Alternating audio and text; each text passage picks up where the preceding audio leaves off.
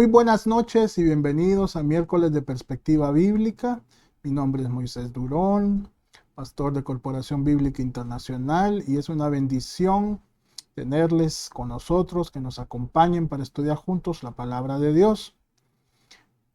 Una vez más, reiteramos la bienvenida para todos los miembros de nuestra congregación, a todos los amigos y hermanos que están sintonizándonos por primera vez, o si usted es recurrente en las visitas, háganoslo saber en los comentarios. Es importante para nosotros saber que estos materiales que preparamos son de edificación para su vida. Igual estamos abiertos a cualquier sugerencia, ya sea de temas o en el desarrollo de los mismos, para poder seguir creciendo juntos. Para comenzar esta noche el estudio, le invito a que nos dirijamos al Señor en oración y que sea Él quien nos guíe por el estudio de su palabra. Padre bendito y bueno, gracias Señor por el privilegio y la oportunidad que nos das de estudiar juntos tu palabra. Te doy gracias por la vida de cada uno de mis hermanos que ha dispuesto este tiempo, Señor, para que juntos podamos descubrir esas maravillosas verdades que tú tienes en tu palabra. Gracias, Señor, porque tu palabra es la fuente de la sabiduría. Allí se encierran todos estos tesoros, Señor, y nosotros solo tenemos que abrirlos, escudriñarlos, meditar en ellos, y tú nos vas a ir revelando todos esos misterios preciosos acerca de la sabiduría. Guíanos en el estudio de tu palabra en esta noche, Señor, y que cada palabra que leamos y disputamos y escudriñemos, Señor, sea de edificación para nuestra vida, y que al final de este estudio seamos desafiados, Señor, a poner en práctica. Gracias te damos en el nombre del Señor Jesucristo. Amén. Como todos los meses, tenemos nosotros el desafío. En este caso, el desafío del mes de junio se encuentra en la carta a los Romanos, capítulo 5, versículo 9.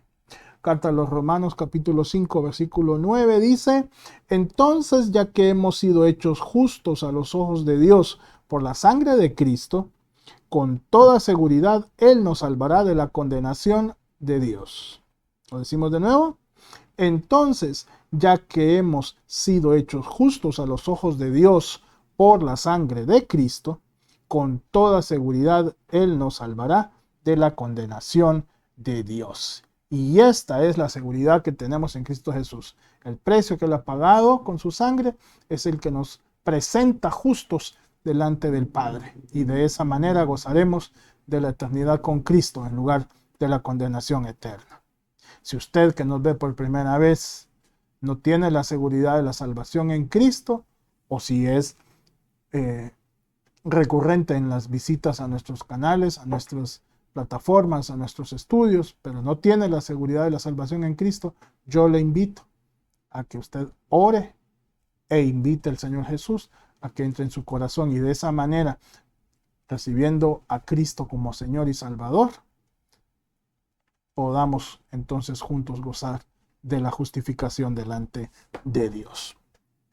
Vamos a entrar en materia. Hoy estamos en la séptima entrega de la serie que hemos llamado Sabiduría que edifica. Sabiduría, sabiduría. Y es que necesitamos sabiduría para todas las áreas de nuestra vida. El miércoles anterior, la pastora Keila nos estuvo compartiendo sobre cómo manejar nuestros recursos con sabiduría. No solamente los recursos monetarios, materiales, sino absolutamente todos nuestros talentos, todos nuestros dones, los recursos relacionales, los recursos materiales, por supuesto. Así que esta noche hablaremos sobre sabiduría en la prueba.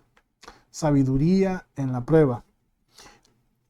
Nosotros que somos adultos, y si hay algunos jóvenes estudiantes con nosotros en esta noche, estamos convencidos de que todos los procesos de evaluación que pasamos en nuestra vida académica no eran producto del azar.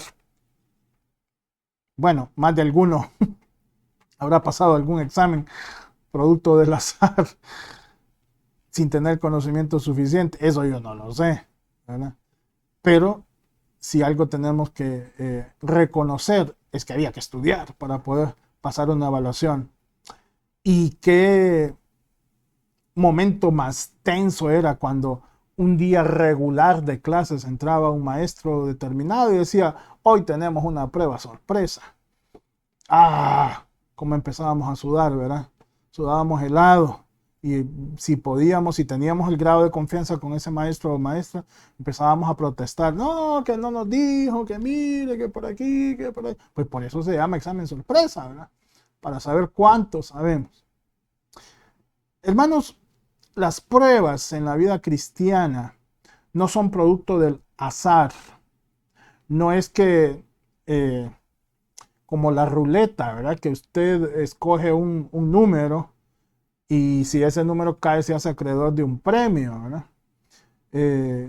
No es que usted baja una palanca y eso acciona una prueba, o no es que existe una gama de posibilidades y si usted toma determinada decisión o determinado camino pasará por determinada prueba. Las pruebas en la vida cristiana son un vehículo por medio del cual Dios nos, valga la redundancia, prueba, nos somete a prueba, examina nuestro corazón con el propósito de hacernos crecer en la vida espiritual.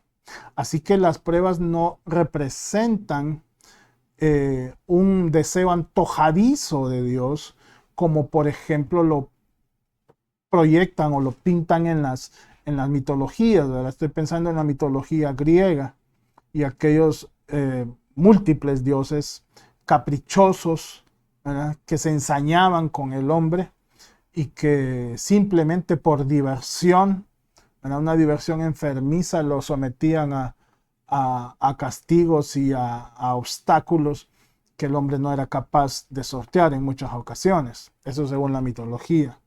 Nuestro Padre no es así. Nuestro Padre Dios nos permite la prueba, nos somete a prueba para probar nuestro carácter. Y no tenemos este versículo en pantalla, pero yo le pido que si usted tiene ahí su Biblia lo busque, si no solo recuerde y anote la cita y luego lo busca en Santiago capítulo 1 versículo 12. Es uno de los versículos que yo intenté memorizar desde que era adolescente, joven, para atesorarlo en mi corazón y tratar de ponerlo en práctica. Y oiga, me digo tratar, ¿verdad? Porque en mi vida, cómo le he fallado yo al Señor y no voy a tomar este tiempo para contarle a usted todas mis desobediencias o mis tropiezos. No sé, es el propósito de este tiempo.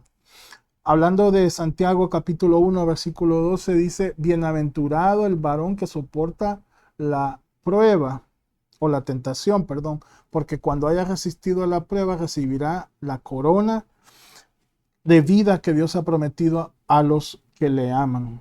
Lo diré de nuevo, bienaventurado el varón que soporta la tentación, porque cuando haya resistido a la prueba recibirá la corona de vida que Dios ha prometido a los que le aman. Y solo con este versículo podríamos estar la hora entera desarrollándolo, viendo qué maravilloso es Dios. Y ahí está el propósito de la prueba y la recompensa. Mire que habla de dos cosas diferentes. Habla de tentación y de prueba, que no es lo mismo. Ahora, Dios puede permitir que el enemigo nos tiente porque, como dice su palabra, Dios no es tentado por nadie, ni Él tienta a nadie. La tentación no proviene de Dios, la tentación puede provenir de nuestra propia concupiscencia, o sea, de nuestros propios deseos malignos o del enemigo. Pero dice la palabra, bienaventurado el hombre que soporta la tentación. Pero Dios puede permitir que el enemigo nos tiente con el fin de que pasando por esta prueba, dice, cuando haya resistido la prueba, recibirá la corona. Así que aún lo malo en nuestra vida, Dios puede tornarlo para bien. Dios puede cambiar el curso de eso negativo que estaba afectándonos y que produzca un beneficio al final. Entonces, haciendo esta aclaración de que Dios no tienta a nadie, pero puede permitir la tentación. Y dos, No todo lo que pasa en nuestra vida es una prueba. No, la verdad que es una manera fácil de evadir nuestra responsabilidad. Hay muchas circunstancias o situaciones complicadas en nuestra vida que nosotros mismos nos hemos buscado. Como dije, por nuestras malas decisiones, ¿verdad? Por nuestros malos deseos, por nuestros apetitos desmedidos. Entonces, no todo, hermanos, es una prueba. Le voy a poner un ejemplo muy cotidiano y muy simple. Si yo abuso del azúcar, del consumo de azúcar en mi cuerpo, más tarde, más temprano, yo voy a tener problemas de azúcar, de diabetes, ¿verdad? No va a faltar que me diga, no, no es el azúcar, sino que es el consumo del carbohidrato en hora, ¿verdad? O los picos de insulina, ¿verdad? Bueno, pero en resumen, si yo abuso el consumo del azúcar más tarde, más temprano, yo voy a tener una diabetes. No puedo yo, al ser diagnosticado con esta diabetes, decir, ay, pero ¿qué estaré pagando? O, Dios, ¿por qué me haces pasar por esta prueba? Dios es soberano, sí, y Dios es poderoso y puede sanarme de la diabetes que yo adquirí por mi mala mayordomía de mi cuerpo. Pero quien se buscó el problema soy yo, ¿verdad? O si exagero en el consumo de alimentos, ¿verdad? Sobre todo carbohidratos, y me paso de mis niveles de peso, ¿verdad? Y caigo en sobrepeso y caigo en obesidad. Hay un montón de enfermedades que derivan de eso. Yo no puedo revestir esto de espiritualidad y decir, Dios, qué prueba la que me estás haciendo pasar con este montón de enfermedades que tengo ahora. Sí, entonces aclarando esto, hay cosas que nosotros mismos nos buscamos, ¿no? Por mala mayordomía, malas decisiones, como dije, deseos eh, que no controlamos, desmedidos, dar rienda suelta a nuestras pasiones, etcétera. Y no podemos ver esto como una prueba de parte de Dios. Entonces, aclarando esto, la prueba es una realidad que no podemos evitar. No se trata de que si no la veo no sucede, ¿verdad? Como tengo un sobrino que decía, si no lo miro no existe. Dice. No se trata de eso, hermanos. Es una realidad. Más tarde o más temprano, si estamos en el Señor, tendremos que pasar por pruebas que van a forjar nuestro carácter. Así que nadie en este mundo está exento ni del dolor, ni de la pérdida de un ser querido o la pérdida de bienes materiales, ¿verdad? De la incertidumbre de no saber qué sucede mañana. Tampoco estamos exentos de ningún peligro o adversidad. ¿Verdad? Yo puedo, qué sé yo, salir de mi casa, ya sea en mi vehículo o a pie, y estoy expuesto a lo que me pueda suceder en la calle. Entonces, ninguno de nosotros está exento de pasar por la prueba. Ahora, como dije, eh, que nos relataba la epístola de Santiago, en el capítulo 1, versículo 12, dice, bienaventurado el varón que soporta la tentación, porque cuando haya resistido la prueba. Mire que el pasaje no dice, bienaventurado el varón que bajo ningún concepto le llega a la prueba. Bienaventurado el varón que evita la tentación a toda costa y que evita pasar por la prueba. Sí, hay que evitar la tentación, por supuesto. No podemos nosotros exponernos abiertamente viendo que la tentación está allí, ¿verdad? Y caer. Pero la prueba, hermanos, será algo que no lo podremos evitar. ¿Ve por qué? Por la fuente. La tentación es algo que podemos huir de ella, ¿verdad? Pero la prueba es algo que tendremos que atravesar. Porque no es tan sencillo como solo dar media vuelta y salir huyendo. Las pruebas entonces, que así como las detalla en la Biblia, no son circunstancias al azar, ni son accidentes en nuestra vida. ¿Verdad? Sí puede ser, por ejemplo, si tenemos un accidente y sufrimos una lesión física, que esa sea una prueba por la cual estamos pasando. Pero no son cosas que serán producto de la casualidad, del azar o de eventos accidentales. Son cosas que Dios tiene para nosotros. Ahora, todos estos momentos, todos estos escenarios planteados acá, Dios los va a utilizar para nuestro bien, para nuestro crecimiento. Y es de eso lo que vamos a hablar. Entonces, ¿en qué consiste tener sabiduría en las pruebas? Es en la manera de que nosotros percibimos, vemos, aprendemos sobre esa prueba que estamos pasando. En eso consiste ver la prueba sabiamente. Si nosotros no tenemos sabiduría durante la prueba, jamás vamos a poder visualizar el propósito de Dios en ella. Por lo tanto, no habremos aprobado, valga el juego de palabras, dicha prueba. Y es probable que tengamos que volver a pasar, si no por la misma, por otra prueba, que refuerce esa área que Dios quiere trabajar en nosotros. Entonces, por eso es importante ver las pruebas con sabiduría, para sacar el mayor provecho de ellas. ¿Sí? Cuando tomamos un examen, ya sea escrito de manera oral, digital, como sea, hay cierta puntuación que debemos alcanzar, ¿verdad? Si no logramos alcanzar esa puntuación mínima, lamentablemente tendremos que repetirlo, ¿verdad? Pues de manera similar sucede en la vida espiritual.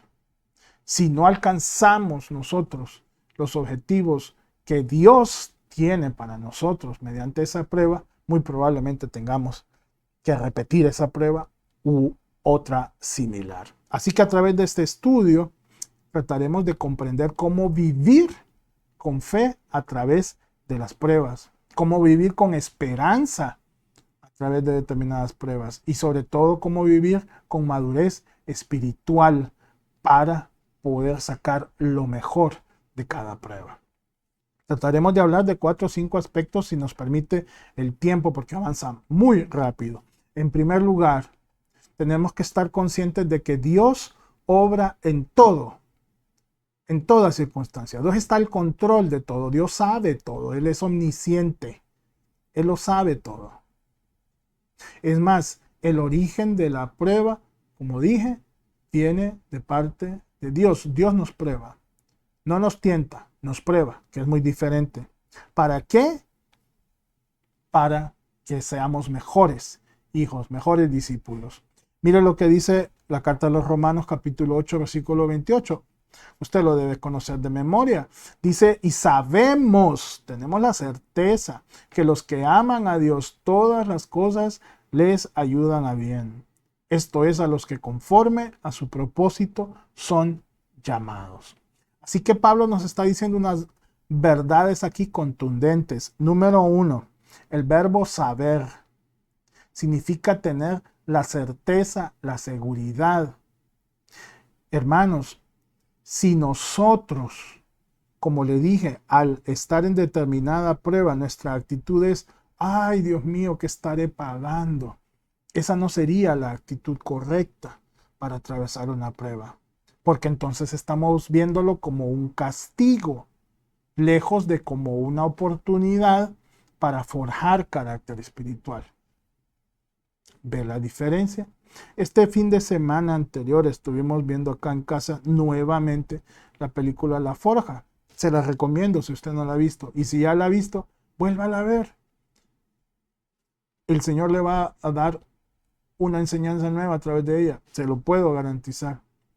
Y tal como lo dice el título de la película y como se va desarrollando, no se la voy a spoilear toda si usted no la ha visto, ¿verdad? Como dicen los chavos, spoilear. Pero trata de la vida de un joven que al entregarle su vida al Señor, él trata de hacer cambios radicales en su vida y resulta que va atravesando diferentes pruebas. No solamente este joven, sino los varones que están alrededor de él, de los cuales conforman un grupo, digamos, de reunión, de edificación mutua, de estudio bíblico. Así que de eso trata, hermanos. Y como lo dice este título de esta película, nosotros estamos constantemente en el taller de la forja del Señor. Yo tuve la oportunidad de estudiar mi educación secundaria en un colegio técnico. Y parte de ello es que, adicional a las clases teóricas, que era, digamos, la mitad del contenido del currículo estudiantil, la otra mitad eran talleres prácticos. Uno de esos talleres era el taller de forja. Consiste en calentar el hierro, el metal, a temperaturas muy elevadas para hacerlo maleable y después colocándolo en un yunque y a base de martillazos, ¿verdad?, darle la forma que queríamos darle. Logramos elaborar ciertas herramientas de trabajo, cinceles, etc. Pero el proceso era ese, no había otro, ¿verdad? Tomábamos la pieza, por supuesto, con todas las medidas de seguridad, la pieza de metal, y la poníamos en la fragua, que se llama aquella fuente de calor elevadísimo, hasta que veíamos que estaba rojo aquel metal. Lo tomábamos, lo poníamos en el yunque y le dábamos los golpes que podíamos. Cuando ya veíamos que el color rojo había desaparecido completamente y que no importa cuántos martillazos le diéramos, ya no cambiaba la forma, era momento entonces de meterlo en agua fría para templar aquel metal y proceder de nuevo a hacer lo mismo periódicamente, ¿verdad? Hasta que lográbamos dar la forma del instrumento que queríamos.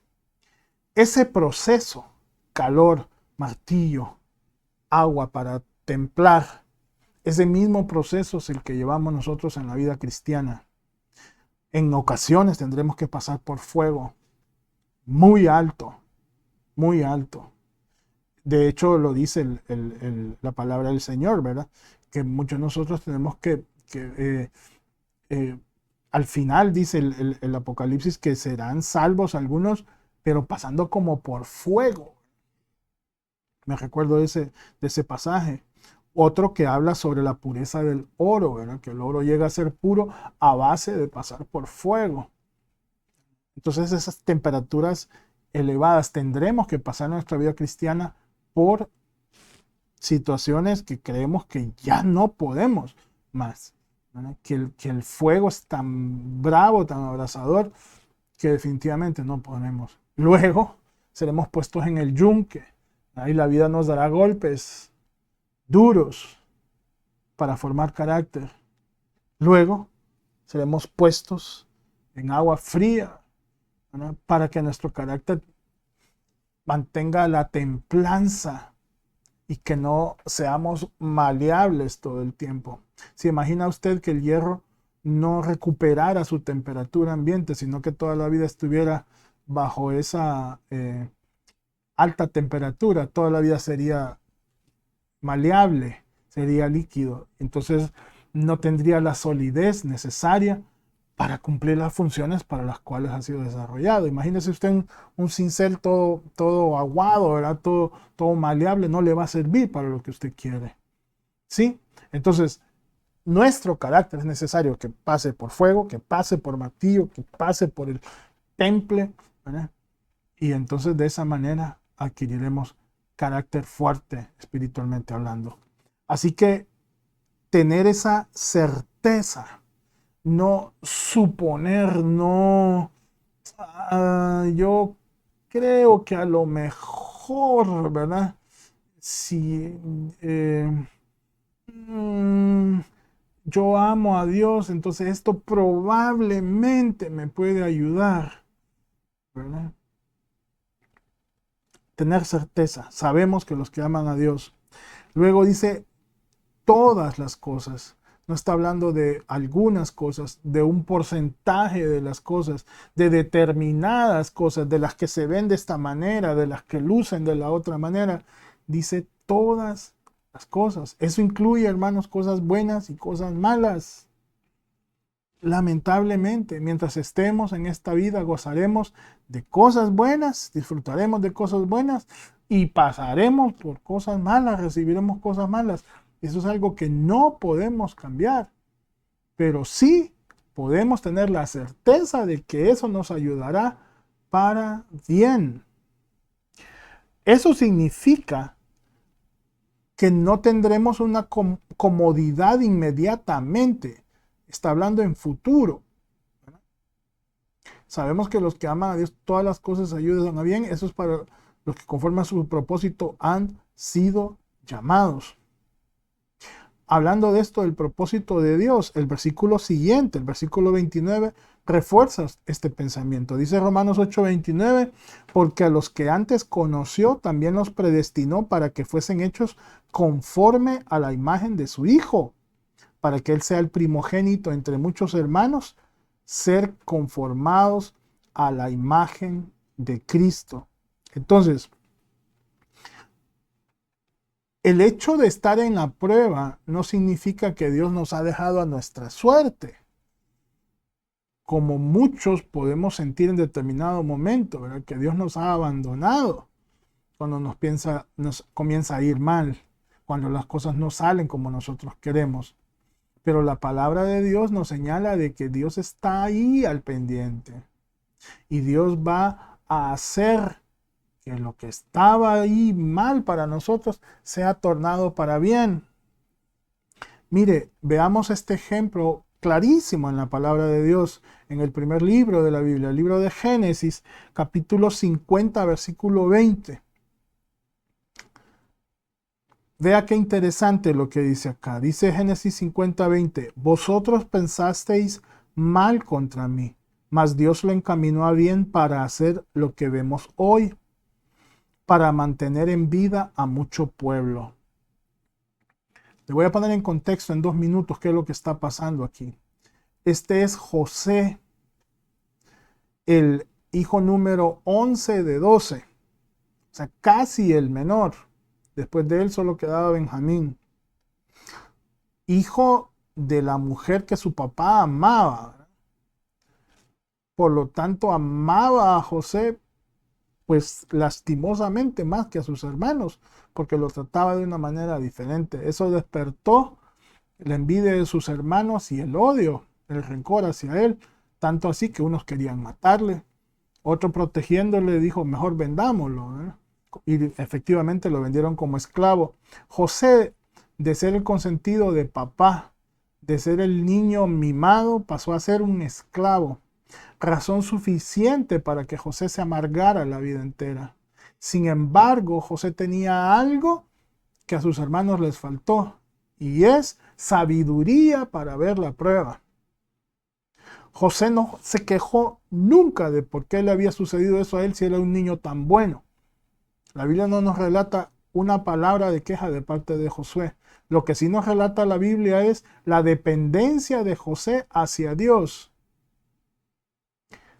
José dependía de Dios y aprendió a ver el propósito a través de esa prueba. Y como lo detalla él aquí, vosotros pensasteis mal contra mí, pero Dios lo encaminó a bien. Pues pasa el tiempo y después de varios eventos que José empieza a revelar sueños, que Dios le ha dado ese talento, que tuviera ese don, empieza a ponerlo en diferentes puestos. En primer lugar, como esclavo en la casa de Potifar. Luego va ascendiendo y prácticamente se convirtió en el jefe de la casa. Pasó una situación ahí con la esposa de Potifar, lo meten a la cárcel, otra vez, ¿verdad? En lo más bajo, en el fondo. Y otra vez vuelve José a levantarse. Y lo pusieron prácticamente bajo su cargo todo lo que había en la cárcel. Ahí conoce al copero y al panadero del rey, revela el sueño que han tenido ambos, uno es muerto y el otro es restituido en su trabajo. Cuando el faraón tiene el sueño de las vacas flacas y gordas, de las espigas flacas y gordas, entonces se acuerda el copero, el que había quedado vivo, de que en la cárcel había alguien que revelaba sueños. Mandan a traer a Josué, revela el sueño y Dios, no el faraón, Dios pone a José como segundo del faraón. ¿Para qué? para preservar la vida del pueblo de Israel, porque la hambruna era tal en toda la zona que el que no tuviera acceso a trigo simplemente iba a morir de hambre. Así que José es capaz de ver que a los que aman a Dios todas las cosas ayudan para bien, que todos los años, porque no fueron días, fueron años que José sufrió, de todos aquellos años que José no vio a su papá y a sus hermanos, todos aquellos años que estuvo en una tierra extranjera, Dios tenía un propósito para José y era mantener en vida a mucho pueblo. Sabiduría en las pruebas. La prueba era durísima para José y él fue capaz de ver cómo Dios tornó en bien lo que estaba mal. Así que, en primer lugar, usted que toma nota, Dios obra en todo, aún en las circunstancias más complicadas y en lo que vemos que es más difícil. En segundo lugar, el producto de la prueba es madurez. La prueba produce madurez. De la carta a Santiago, mire, leímos Santiago 12:1, recuerda, ahora vamos a leer Santiago 1:2-4. Dice, hermanos míos, tened por sumo gozo cuando os halléis en diversas pruebas, sabiendo que la prueba de vuestra fe produce paciencia. Mas tenga la paciencia su obra completa para que seáis perfectos y cabales sin que os falte cosa alguna. Parece que Santiago está diciendo algo ilógico acá, ¿verdad? Porque dice tened por sumo, máximo gozo cuando se encuentren pruebas. Vamos a hacer una aclaración acá. Lo que está diciendo la carta a Santiago no es que nos riamos del dolor, del peligro, de la aflicción. Me estoy acordando de una película animada que a lo mejor ustedes vieron o no, que sale un leoncito diciendo, me río del peligro, ja, ja, ja. No se trata de eso, no se trata de reírse del peligro, del dolor, de la aflicción, porque sería una risa, bueno, o nos tildan de locos, ¿verdad? O sería una risa mentirosa porque nadie se ríe con dolor. Lo que está diciendo aquí Santiago es que aprendamos a encontrar paz en medio de la tormenta. ¿Recuerda ese canto? No tengo aquí el piano a mano, pero usted puede cantarlo. Puedes tener paz en la tormenta, fe y esperanza cuando no puedas seguir. ¿Por qué? Porque aun con tu mundo hecho pedazos, el Señor guiará mis pasos en paz en medio de la tormenta. Entonces, tener la convicción de que Dios me va a dar paz, aunque yo esté en medio de la tormenta, a eso es lo que se refiere, tener por un gozo máximo, un sumo gozo cuando nos hallemos en diferentes pruebas. No gozarme porque me está doliendo, entre más me duele, más me gozo. No, no se trata de eso, ¿verdad? Sino me estoy gozando porque yo soy capaz en fe de ver el final del túnel oscuro, ¿sí? De ver el final de la jornada trabajosa. ¿Le ha tocado a usted alguna vez emprender una jornada dura, me refiero físicamente, y que pareciera que no tiene final, y de repente, ¡hey! Se terminó? Hace un par de semanas, no mucho, estuvimos colaborando en la recepción de unas Biblias. Recuerda que comentamos allí en la congregación que se están haciendo esfuerzos para repartir Biblias y pues tuvimos la bendición de colaborar en el recibimiento de ellas.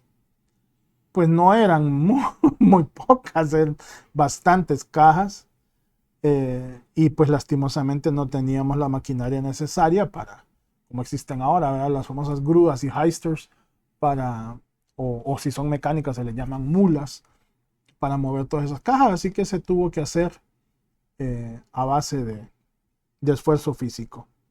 Pues con el hermano Jorgito Rivas estuvimos haciendo esa labor.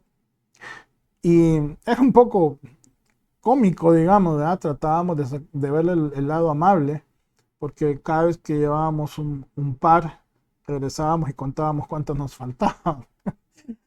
Pues volvíamos, ¿verdad? Él con un troco y yo con una carreta. Y volvíamos y cargábamos y llegábamos y bajábamos y volvíamos a subir la pendiente y volvíamos a cargar.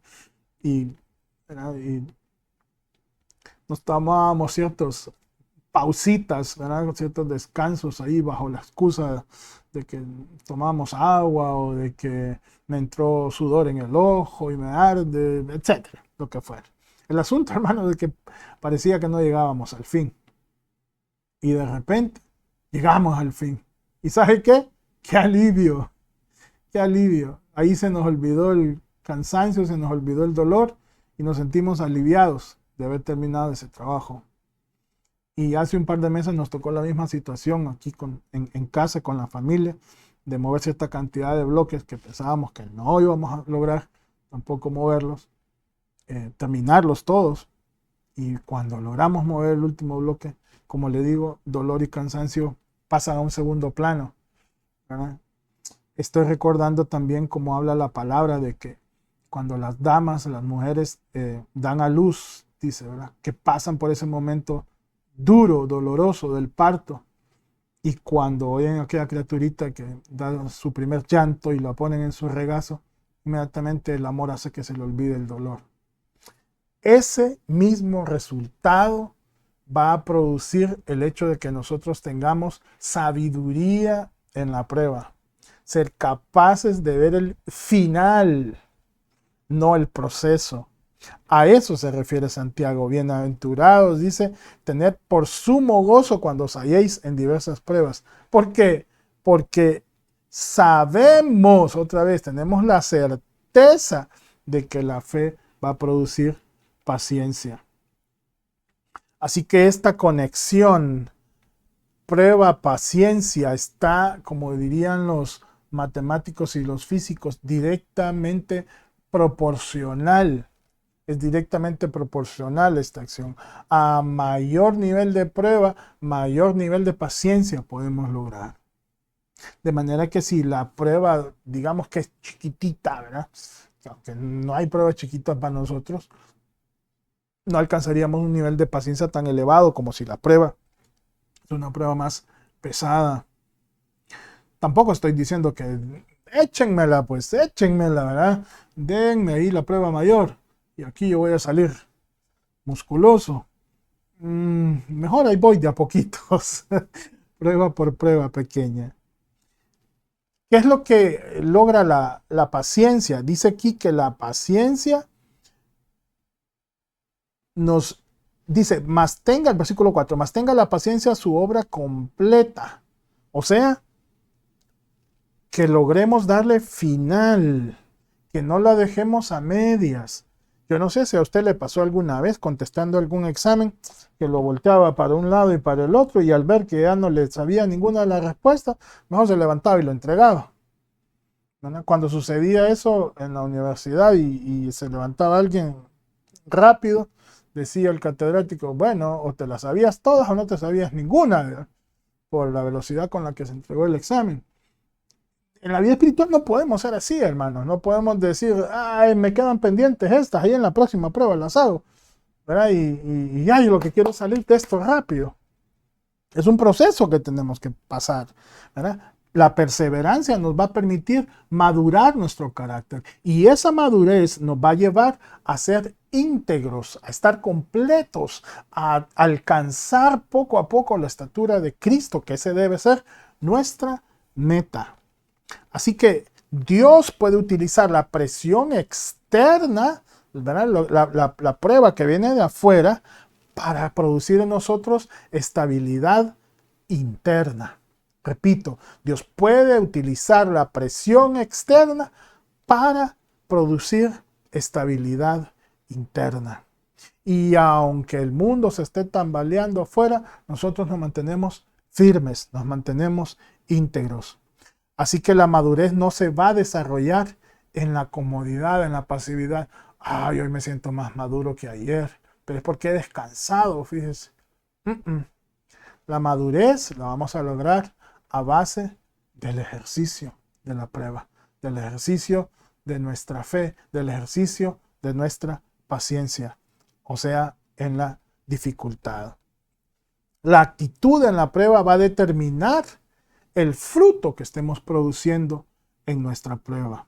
Si mi actitud es de rebeldía, si mi actitud es de renegar, si mi actitud es de ver solo lo malo que estoy atravesando, si mi actitud es de conmiseración, de lástima por mí mismo, no le voy a sacar el provecho. El fruto que va a salir va a ser un fruto de muy mala calidad, por no decir podrido de una vez, porque todo el enfoque que le di fue un enfoque negativo. Entonces, el tener sabiduría en el tiempo de la prueba me va a permitir producir, llevar a cabo, terminar esa prueba, salir de ella con un fruto positivo en lugar de fruto negativo. Lo dice la primera carta de Pedro, capítulo 1, versículos 6 y 7. Dice, en lo cual vosotros os alegráis, aunque ahora por un poco de tiempo, si es necesario, tengáis que ser afligidos en diversas pruebas. ¿Para qué? Para que sometida a prueba vuestra fe, mucho más preciosa que el oro, el cual, aunque perecedero, se prueba con fuego, sea hallada en alabanza, gloria y honra cuando sea manifestado Jesucristo. Mira, aquí está lo que hablábamos hace unos minutos, el hecho de que el oro sea pasado por fuego para lograr esa pureza, ¿verdad? Igualmente nosotros tendremos que pasar por el fuego de la prueba para alcanzar esa pureza como hijos de Dios. Y dice acá, mire que nos debemos de alegrar porque la prueba va a ser por poco tiempo. Dice, por poco tiempo estaremos siendo afligidos mediante diversas pruebas. Así que eso es en segundo lugar. La prueba nos va a llevar a la madurez, dará como producto la madurez. En tercer lugar, debemos de estar convencidos, seguros y creyendo que la gracia de Dios es suficiente. Lo dice la segunda carta a los Corintios, capítulo 12, versículo 9. Dice, y me ha dicho, bástate mi gracia, o que te baste mi gracia, dicen otras versiones, porque mi poder se perfecciona en la debilidad. Por tanto, de buena gana me gloriaré más bien en mis debilidades, para que repose sobre mí el poder de Cristo. Creo que conocemos todos el contexto de este pasaje, ¿verdad? Pablo dice que 3 veces le ha pedido al Señor, le ha rogado que le quite un aguijón que tiene en la carne. Los teólogos pues no pueden determinar con certeza cuál es ese aguijón. Unos especulan que es algo con su vista, por la experiencia que tuvo con el Señor, que una gran luz lo deslumbró. Otros hablan de que podía ser algunos sueños o algunas, no culpa, porque en Cristo no tenemos culpa, pero sí cierta responsabilidad por todos aquellos que le había dado muerte. Otros, en fin, detallan sobre otro tipo de enfermedades. Como sea el caso, lo importante es que Pablo da testimonio de que él le ha pedido al Señor que se lo quite y da un mayor testimonio de la respuesta de Dios. Dios le dice que te baste o bástate. Eso implica que te sea suficiente. ¿Vale?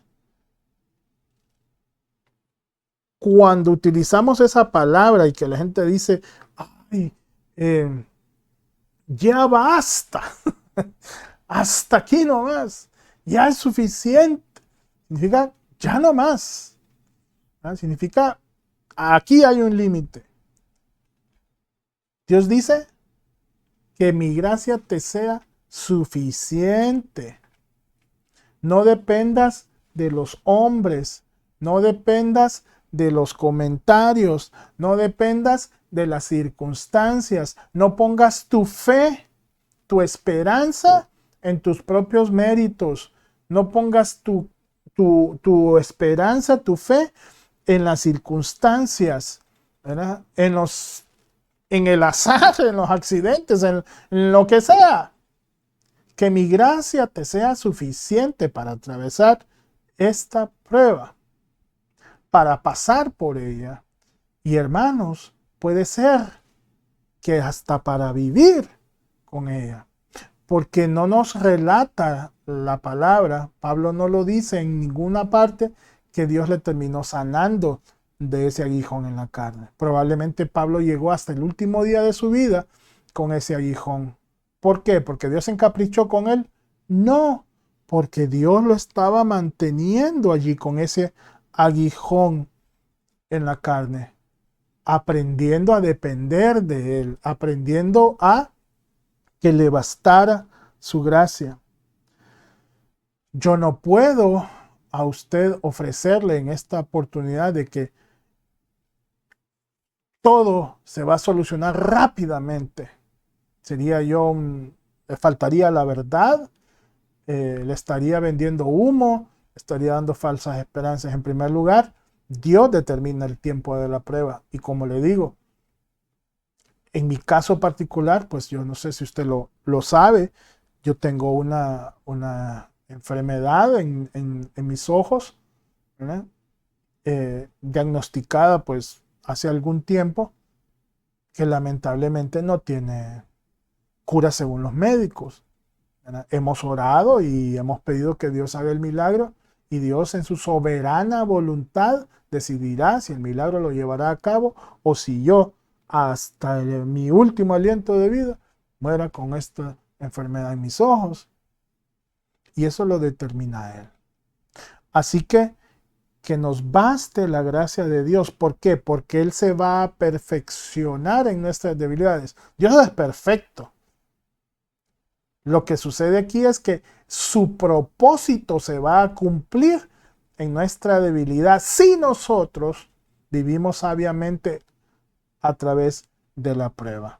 Dios se va a manifestar de forma plena, de forma completa, de forma sobrenatural en nuestra vida, en la medida en que nosotros aprendamos a vivir con sabiduría mediante la prueba.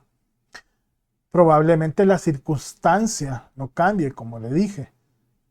Pablo probablemente murió con esa enfermedad, yo probablemente muera con mi enfermedad, eso no lo sé, solo Dios lo sabe. Pero de lo que yo tengo que estar seguro es que con o sin enfermedad, Dios sostiene mi mano. Y esa es la invitación para todos nosotros en esta noche. Si no recordamos nada más de lo que hablamos hoy, por favor recuerde esto. Dice Dios que nos baste su gracia, porque Él se va a perfeccionar, Él nos va a sostener de nuestra mano, aún en medio de la prueba, aún en medio de nuestra debilidad. Así que nuestra debilidad no es algo que sirva de obstáculo para Dios, no es algo que va a frenar a Dios. Decir, ay Señor, yo soy tan débil, lo siento mucho, Señor, yo quisiera ser fuerte para ti, por ti, y mantenerme ahí en la prueba y luchar y vencer y, ¿verdad?, romper cadenas y botar muros. Fíjense que ese trabajo no es nuestro. Nosotros no estamos ni para romper cadenas, ni para derribar muros, ni para botar puertas. Ese es un trabajo del Señor. Nuestro trabajo es creer en Él. Ya me acordé de otro canto. Mi trabajo es creer y aferrarme a la fe. El trabajo de Dios es hacerlo. Él sabrá disponer los tiempos. Mi trabajo es mantener la calma en lo duro de la circunstancia. El trabajo de Dios es abrir las puertas y romper murallas. Mi trabajo es creer. Cada quien haciendo su parte. Yo reconociendo que soy débil y mi dependencia de Dios, y Dios haciendo lo sobrenatural en nosotros. La verdadera fortaleza no es pretender romper todo esto y derribar, sino aprender a depender de la gracia divina. Isaías capítulo 40, versículo 29 dice que Él da esfuerzo al cansado y multiplica las fuerzas al que no tiene ninguna. Me encanta este pasaje. Dice que los muchachos se fatigan y se cansan, los jóvenes flaquean y caen, pero los que esperan en el Señor tendrán nuevas fuerzas. Levantarán alas como las águilas, correrán y no se cansarán, caminarán y no se fatigarán. Porque Él da el esfuerzo al cansado y multiplica las fuerzas al que no tiene ninguna. Así que viviendo sabiamente en la prueba implica el estar confiado que Él nos va a dar fuerza cuando estemos cansados y que Él va a multiplicar nuestras fuerzas cuando creamos que ya no damos más. Esa mía extra seremos capaces de caminarla en la fortaleza que el Señor nos da. En cuarto lugar, para ir cerrando, el sufrimiento va a producir esperanza. Lo dice la carta a los Romanos siempre, capítulo 5, versículo del 3 al 5. Y no solo esto, sino que también nos gloriamos en las tribulaciones, sabiendo que la tribulación produce paciencia, y la paciencia prueba, y la prueba esperanza. Y la esperanza no avergüenza, porque el amor de Dios ha sido derramado en nuestros corazones por el Espíritu Santo que nos fue dado. Mire cómo va describiendo este pasaje el proceso de A a B, de B a C y de C a D. Así, la tribulación nos produce paciencia. La paciencia nos va a llevar a un carácter probado. Y el carácter probado nos va a llevar a lograr esperanza. No veamos esperanza como, ay, yo espero que... No. Esperanza es fe, la certeza de lo que se espera y la convicción de lo que no se ve. Cosas que yo no he visto, pero creo que mi Dios hace, está haciendo y hará por mí. Cosas que no puedo tocar, pero tengo la certeza de que Dios las hará en su tiempo. Así que la esperanza cristiana no es un estado de positivismo, ¿verdad? No es un optimismo vacío, una cosa ahí abstracta que no tiene fundamento, sino que es producto del azar. No. Esto es certeza basada en el amor de Dios, en el amor que Dios tiene para mí, porque los que aman a Dios, todas las cosas ayudan a bien. Los que conforme a su propósito fueron llamados. Entonces, esa confianza, esa certeza, esa fe de que Dios me ama tanto a mí y que si yo le amo a Él, yo voy a pasar por la prueba y voy a triunfar y voy a crecer y voy a lograr esa paciencia que va a producir en mí. El sufrimiento en las manos de Dios no es un elemento destructivo. Dios no utiliza el sufrimiento para destruirnos. Al contrario, como le puse el ejemplo de la forja, ¿verdad? Cualquiera diría que el meter el metal en el fuego, lo que queremos es deshacernos de él. No, lo que quiere el herrero es deshacerse de las impurezas. Por eso lo somete a fuego. Por eso el oro es sometido a fuego. Y el joyero por eso lo hace, para desaparecer las impurezas. Y el herrero lo hace para que pueda ser moldeable, maleable. Dios utiliza ese sufrimiento, como le dije, para forjar en nosotros carácter. Para que cada prueba nos permita ser fortalecidos en Él. Yo no sé si usted es amante del ejercicio físico, pero definitivamente, aunque no lo sea, sabemos usted y yo que es imposible que usted levante o yo levante cierta cantidad de peso de primas a primeras, ¿verdad? Es imposible. Yo no puedo llegar y tomar unas pesas de 100 libras y tratar de levantarlas de una sola vez. Eso me produciría una lesión tremenda en mi columna, en mis brazos, si es que soy capaz de levantarla. Ahora, si yo todos los días me ejercito con 10 libras, la semana siguiente con 15, tal vez llegar a 20, el mes siguiente tal vez 25, y voy paulatinamente progresivamente aumentando el peso, en determinado momento tal vez sería capaz de llegar a levantar ese peso.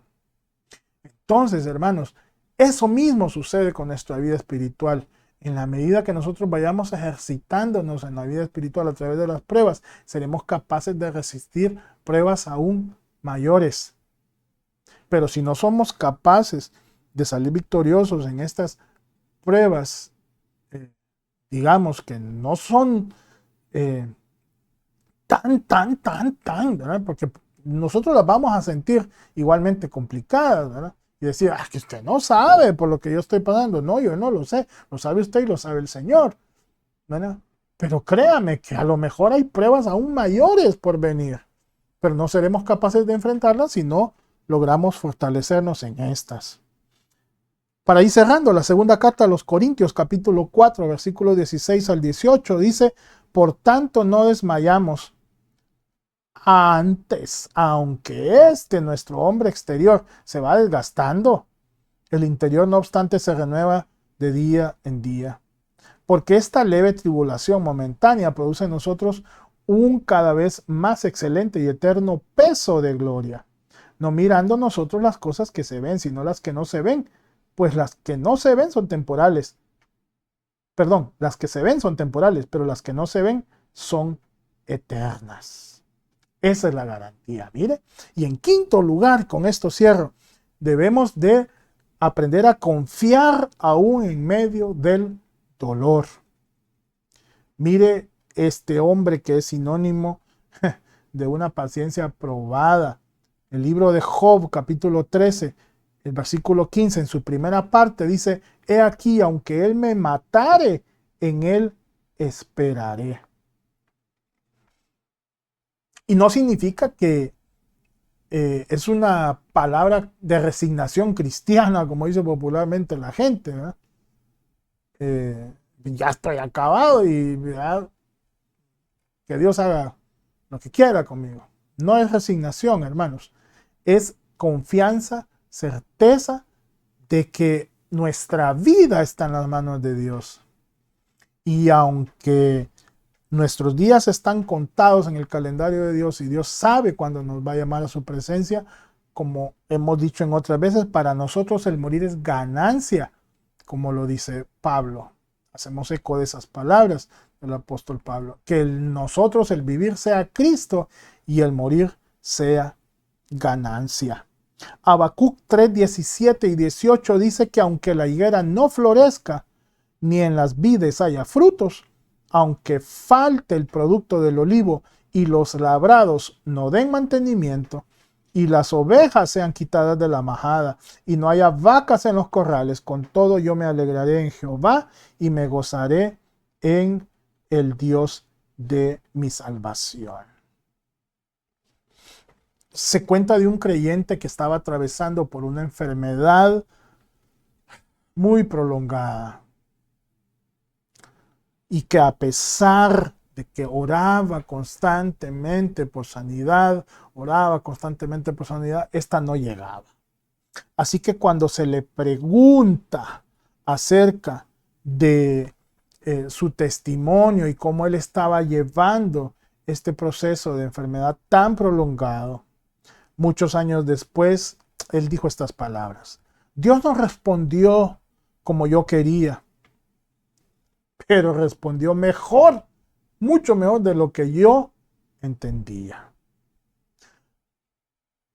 Porque él solo estaba pidiendo por su sanidad física, pero logró entender que a través de estos años fue adquiriendo una disciplina de oración constante, fue adquiriendo paciencia, carácter probado, perseverancia, dominio propio y tantas otras cualidades o frutos que solo una persona que vive con sabiduría en medio de la prueba es capaz de lograr.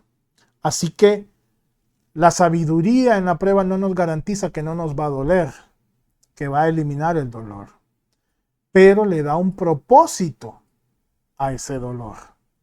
No es lo mismo solo sufrir por sufrir ¿verdad? Que pasar por el dolor sabiendo que hay un propósito al final. Nos da dirección, nos da esperanza. Así que al ser creyentes sabios aprenderemos a confiar en que Dios está obrando en todo. Entenderemos que la prueba va a producir en nosotros madurez.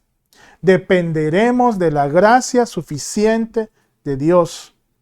Permitiremos que el sufrimiento fortalezca nuestra esperanza y mantendremos nuestra confianza firme en Dios. Preguntas para que reflexionemos sobre ellas. ¿Cómo estamos interpretando actualmente nuestra prueba? La prueba que estamos pasando.